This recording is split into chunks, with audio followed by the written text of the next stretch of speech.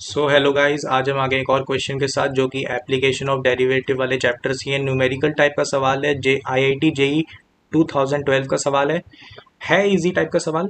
तो मैं चाहता हूँ कि एक बार आप अच्छे से एक फ्लो में इसका करेक्ट आंसर निकालो और मेरे सोल्यूशन को एक बार वेरीफाई कर लो। ठीक है, तो यहाँ पर आ जाता है कि फंक्शन रियल नंबर से रियल नंबर जा रहा है।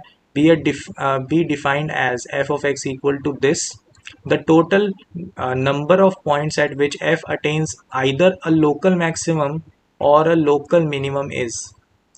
ठीक है, सो देखो यार, इधर सबसे बेस्ट क्या रहेगा कि हम ग्राफ बना लें। ग्राफ से काफ़ी इजी हो जाएगा। सबसे पहले तो ज़रूरी है कि हम इसके जो मॉडुलस है उसके क्रिटिकल पॉइंट्स ढूंढ लें। तो आपको देखते ही पता लग गया x इक्वल टू ज़ीरो यहाँ से आ गया और +-1 यहाँ से आ गया। क्लियर है। सो यहाँ पर तुमने क्रिटिकल पॉइंट्स पता कर लिया। अब तुम्हें देखना है कि कंडीशंस रख के कैसे कैसे फंक्शन आता है। तो अगर तुमने x को लेस देन -1 रख दिया तो क्या बन जाएगा। अगर x लेस देन -1 है तो x माइनस एक्स खुलेगा क्योंकि वो नेगेटिव है। एंड यहाँ पर क्या खुलेगा, यहाँ पर x अगर -1 से छोटा है तो उसका x स्क्वायर बड़ा हो जाएगा, ये पॉजिटिव खुलेगा, प्लस एक्स स्क्वायर -1। क्लियर है। वैसे ही अगर तुमने x को क्या रख दिया, x अगर तुम्हारा 0 और -1 के बीच में हो गया, फिर बात आएगी कि ये जो चीज़ है ये चीज़ तो नेगेटिव खुलेगी और ये चीज़ भी नेगेटिव खुलेगी। तो -x स्क्वायर +1 ये चीज़ हो जाएगा ना। और फिर उसके बाद बात आएगी कि अगर x तुमने क्या रख दिया 1 और ज़ीरो के बीच में, सो तुम्हारे पास आ जाएगा कि ये तो पॉजिटिव x है और ये वाली चीज़ क्या है, ये वाली चीज़ नेगेटिव खुलेगी, -x स्क्वायर +1। और फिर उसके बाद आएगा कि x अगर ग्रेटर देन 1 है तो तुम्हारे पास आ जाएगा कि सब कुछ पॉजिटिव खुलेगा ना। तो x और एक्स स्क्वायर -1। ठीक है। सो अब इनमें से देख लो कौन सी चीज़ कॉमन है। ठीक है, कौन सी चीज़ आपके लिए कॉमन है। आई थिंक कि थोड़ा सा डिफरेंट ही है सारे ना। ओके, सो यहाँ पर हमें इन चीज़ों का ग्राफ बनाना है। ठीक है, ग्राफिकल रिप्रेजेंटेशन से सही रहेगा। ठीक है। सो या अगर आपके पास ये है, ठीक है, इसको हम देख लेते हैं। ये हमारे पास है एक्स स्क्वायर -x-1। ठीक है, तो इसका ग्राफ कैसे होता है। इसका ग्राफ देखने के लिए हमें कंप्लीटिंग द स्क्वायर करना पड़ेगा। x माइनस यहाँ पर 2 × 1/2, x -1/2 का स्क्वायर और -1/4 -5/4 ये चीज़ बन जाएगी ना। सो हमें y एक्सेस भी बना देता हूँ। ठीक है, सो y एक्सेस बना दी यहाँ पर। अब यहाँ पर क्या है कि जब आपके पास -1 से कम है तो यहाँ पर मैं -1 बना देता हूँ, यहाँ पर 1 बना देता हूँ।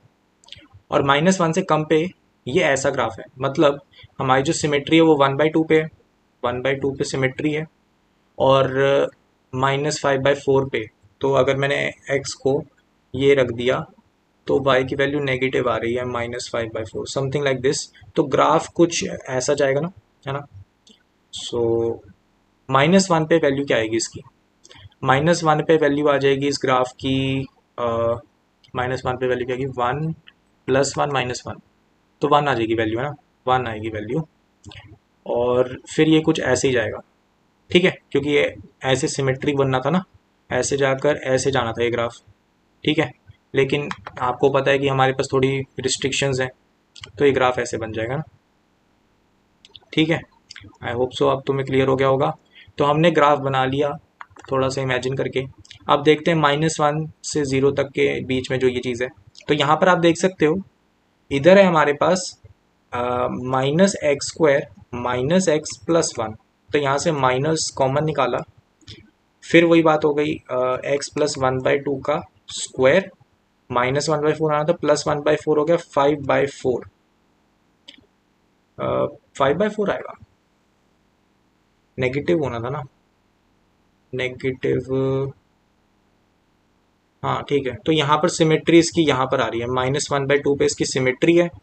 जब तुम x को ये डालोगे तब तुम्हारे पास y पॉजिटिव आएगा, पॉजिटिव 5/4, तो लिटिल बिट ग्रेटर देन 1, है ना, ये 1 वाली लाइन जा रही है। सो समवॉट लाइक दिस।